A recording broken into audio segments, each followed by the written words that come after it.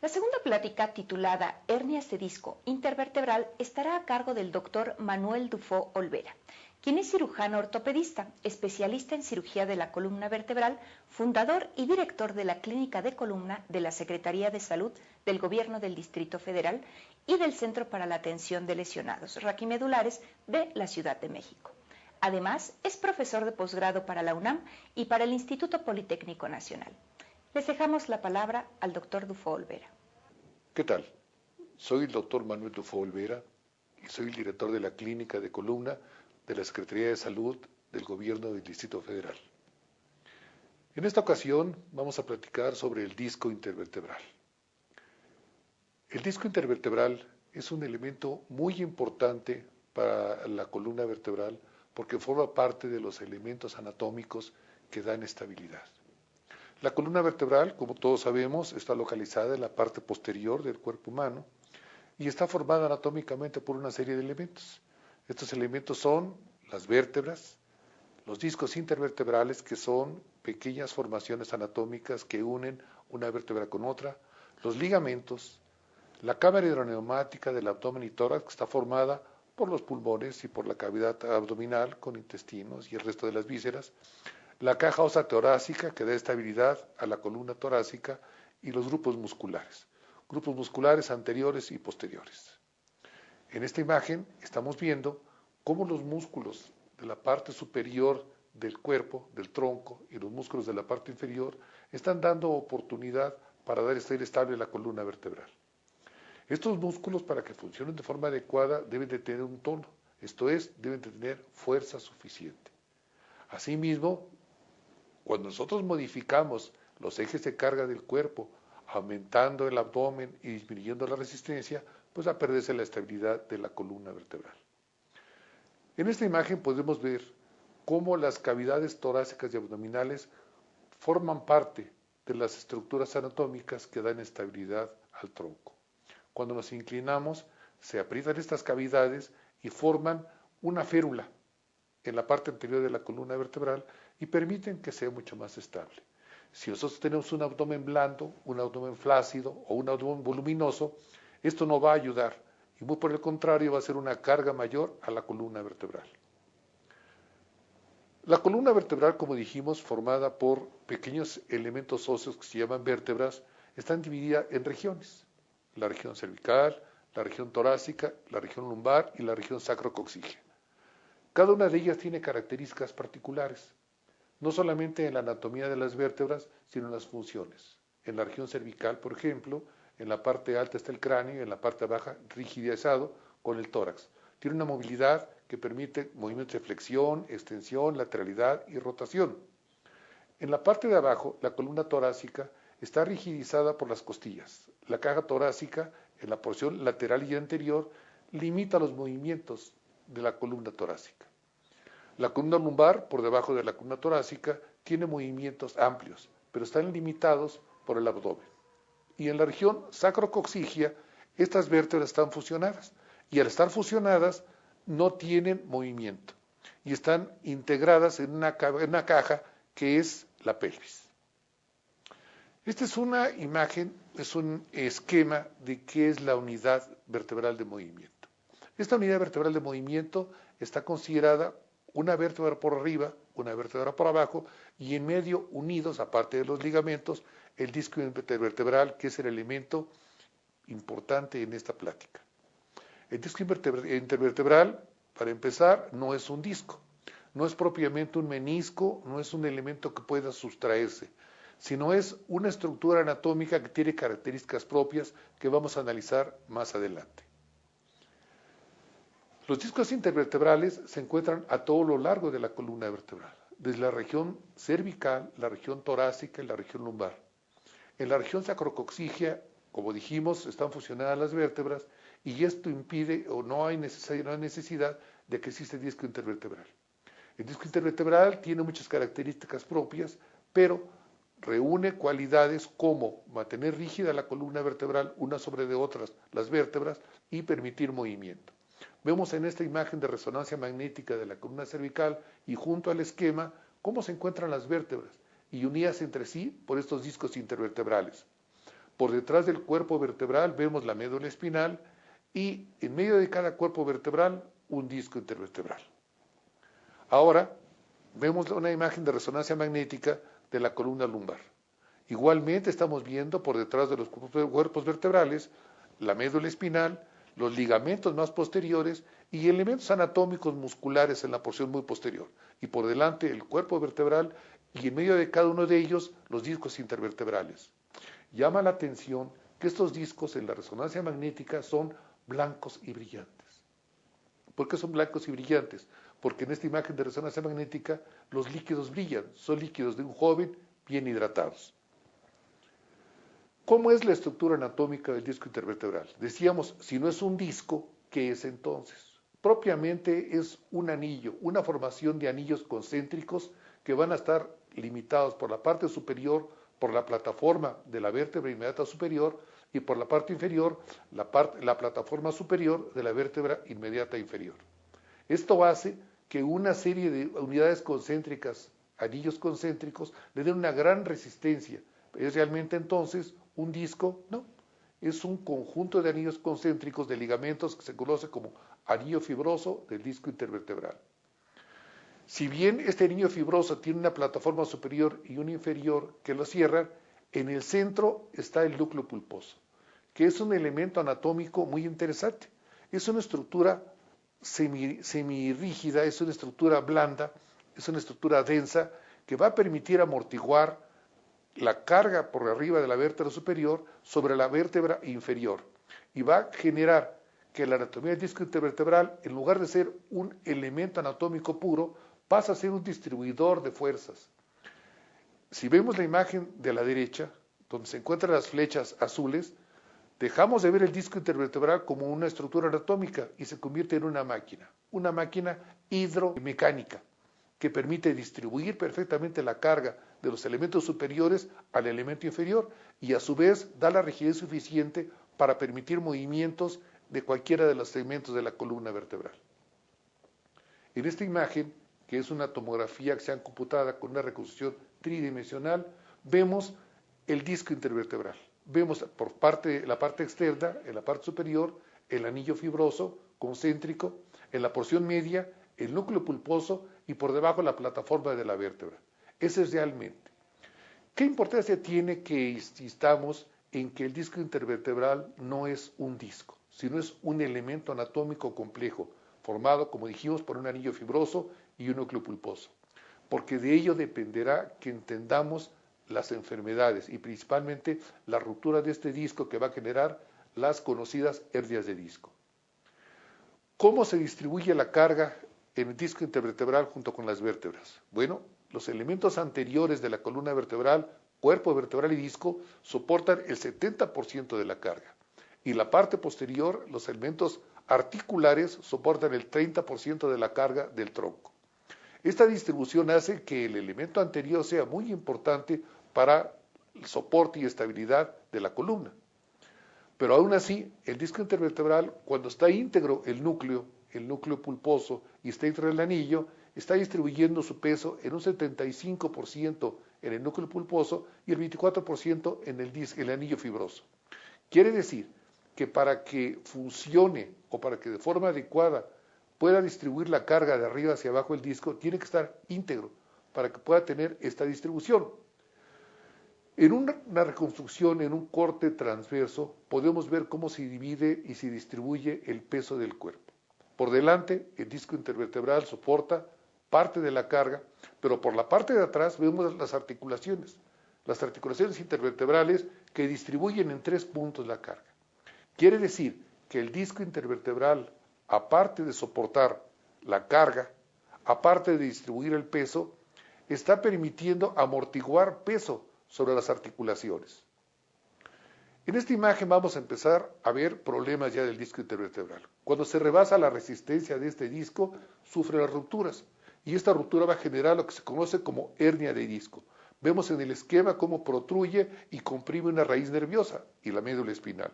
Del lado izquierdo vemos una resonancia magnética donde se ve perfectamente cómo se penetra sobre el canal raquídeo un fragmento del disco intervertebral. ¿Cuántos tipos de protrusiones tenemos? Están divididas en tres, principalmente. Una hernia contenida cuando no está roto el anillo fibroso, una hernia extruida cuando está rota el anillo fibroso, pero íntegro todavía la estructura del núcleo pulposo, y una hernia migrada, cuando parte del núcleo pulposo se vence, se rompe, se separa y puede migrar hacia arriba o hacia abajo. No solamente vamos a entender que la lesión del disco intervertebral va a generar compresión de la médula espinal y raíces nerviosas, sino va a alterar la función de amortiguador sobre las articulaciones interarticulares.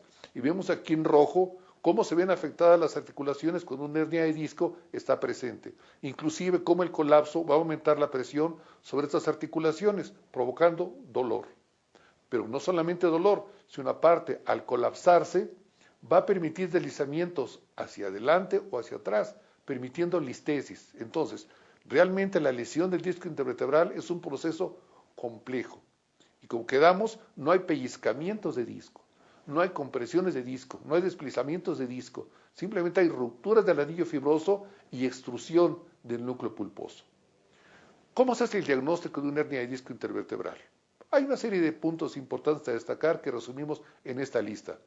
Dolor en región cervical, torácica o lumbar, limitación funcional, depende del segmento, dolor irradiado al miembro correspondiente, esto es el brazo o la pierna, dolor de recorrido del trayecto nervioso, en el caso del miembro inferior, en la región del ciático, la ciatalgia, disestesias en el trayecto nervioso, alteraciones sensitivas, hormigueos, alteraciones de la temperatura y disminución de la fuerza muscular. Son los datos básicos para pensar en la sintomatología de una hernia de disco.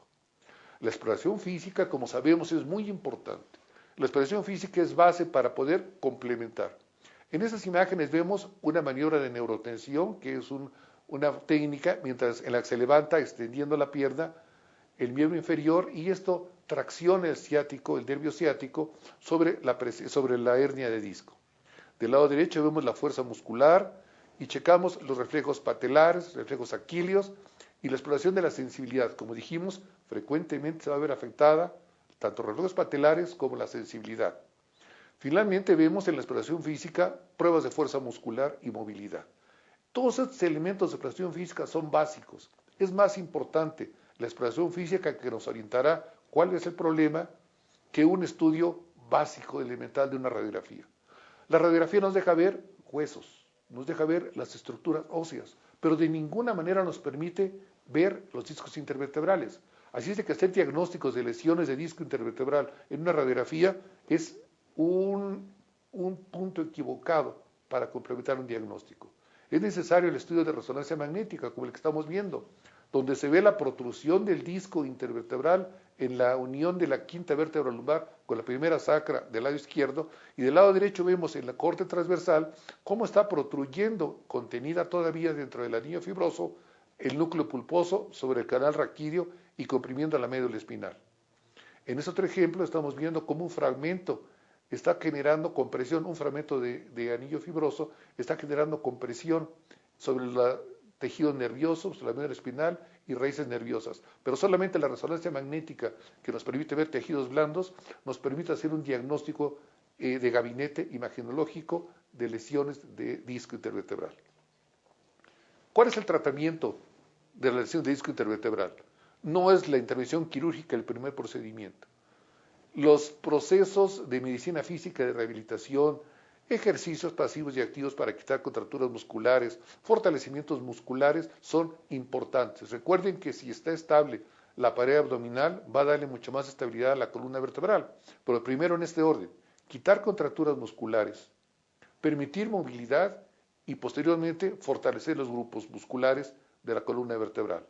Se complementa esto con medios físicos, calor local, corrientes interferenciales y ejercicios con aparatos siempre bajo vigilancia. No permitir que el paciente se vaya al gimnasio y él solo todo por su cuenta o bajo la dirección de gente no preparada el tratamiento de rehabilitación. Otra estructura que puede ser de utilidad es el uso de inmovilizadores. El corsé toracolumbar de doble ensamble nos inmoviliza tórax y pelvis y permite que la columna lumbar esté libre. Hablo de la columna toracolumbar en el caso de las hernias de disco y dejo la columna cervical, porque a la columna cervical generalmente los inmovilizadores no son suficientes para brindar un soporte. El corset lumbosacro puede dar estabilidad y más que nada nos ayuda a fortalecer, a soportar la pared abdominal. El tratamiento quirúrgico es la última instancia en el manejo de las lesiones del disco intervertebral. Aquí estamos viendo unas imágenes con un abordaje mínimo invasivo de la columna lumbar. Vemos que técnicamente no tiene mayor dificultad gracias a los procedimientos y al desarrollo que existe en los tratamientos quirúrgicos. No es un problema técnico. Claro, implica un riesgo, es una técnica que tiene que estar hecha por especialistas, pero no es un problema técnico, sino las complicaciones y las secuelas que tiene esto. Vemos aquí a un paciente que fue intervenido quirúrgicamente y que al colapsarse el disco intervertebral genera una severa discartrosis, con una modificación importante y con la consecuente alteración en las articulaciones intervertebrales posteriores. Aquí vemos una tomografía axial computada, donde vemos todos los cambios degenerativos que tiene esta discartrosis y que finalmente van a afectar nuevamente al canal raquídeo con la probable compresión de médula espinal y raíces nerviosas y desde luego con la lesión de las articulaciones intervertebrales que van a provocar dolor tanto o más que el que existía con la hernia de disco. No estoy diciendo que el tratamiento quirúrgico no sea útil. Simplemente quiero resaltar y dejar bien claro que el tratamiento quirúrgico debe ser pensado muchas veces y debe intentarse todos los procedimientos conservadores antes de pensar. Quiero que vean esta barda. Quiero que esta barda, este esquema en el que se ve una barda en la que los tabiques tienen un volumen mucho mayor que los espacios de unión, que el segmento que está uniéndolos. Como ven ustedes, podemos comparar lo que sería la columna vertebral y el pequeño espacio del disco intervertebral. ¿Qué sucedería si nosotros retiráramos un segmento de este cemento que une un tabique con otro? Aparentemente nada. Esto es lo que sucede con la columna vertebral cuando quitamos un disco. Arriba las vértebras, abajo las vértebras, apenas estamos quitando un disco. ¿Qué va a pasar? Una gran inestabilidad de la columna vertebral. Esto va a provocar que la barda, al igual que la columna vertebral, deje de tener estabilidad y sufra graves consecuencias. ¿Qué es lo mejor en el tratamiento del disco intervertebral? La prevención. En este estudio de carga sobre la tercera vértebra lumbar, vemos del lado izquierdo una escala en newtons y vemos cuál es el esfuerzo que se recibe. Cuando estamos de pie, apenas son 300 newtons más o menos la carga. Cuando estamos sentados sin apoyo, sube a 500. Cuando estamos sentados con apoyo, por ejemplo, con un descansabrazos, tenemos 400. Sentado, recargado y descansando, disminuye. Pero cuando me siento, me inclino hacia adelante y no me detengo, la clásica posición que utilizamos nosotros para usar la computadora, vean cómo se multiplica. Entonces, las posiciones inadecuadas, esfuerzos físicos intensos por problemas laborales o de estudios o actividades de cualquier tipo, si no son cuidadosamente vigiladas, pueden llevarnos al deterioro del disco intervertebral. La prevención, repito, es la forma más importante de prever complicaciones. ¿Qué tenemos que vigilar? El control del peso corporal. Si nosotros dejamos que el abdomen crezca importantemente, no solamente va a hacer que la columna vertebral tenga que hacer mayor esfuerzo, sino que la pared abdominal debilitada no va a tener un buen punto de estabilidad. El fortalecimiento muscular debe ser vigilado sin importar la edad. No importa que una señora tenga 3 o 4 embarazos.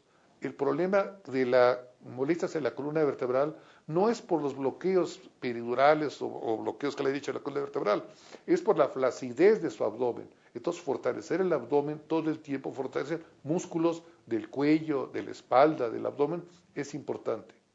Evitar esfuerzos físicos mayores. Si yo no estoy preparado para levantar un peso determinado, no debo de hacerlo, ni en forma recreativa ni laboralmente. Evitar posturas forzadas. Ya dijimos, el estar sentado inclinado hacia adelante hace una presión importante sobre la tercera vértebra lumbar y desde luego afecta importantemente los discos intervertebrales. Punto importante, acudir con el médico ante síntomas vertebrales, dolor en la columna vertebral, dolor en los miembros superiores o inferiores, dolor en el cuello. Acudir con el médico para que él nos diga si tiene que ver esto con los problemas de la columna vertebral y quizá con una lesión discal, pero siempre acudir con el médico, no automedicarse. Y evitar, desde luego, los tratamientos no profesionales. es muy frecuente la lesión del disco intervertebral, es muy frecuente. Y esto es que hay una gran oferta de tratamientos, no necesariamente serios, no necesariamente adecuados. Por lo tanto, que quede claro que la mejor forma de tratar el disco intervertebral es la prevención, cuidarlo durante toda la vida, evitar tratamientos no profesionales y tener en cuenta que mientras esté estable la columna vertebral, sostendremos una adecuada postura y una muy buena función. Muchas gracias por su atención.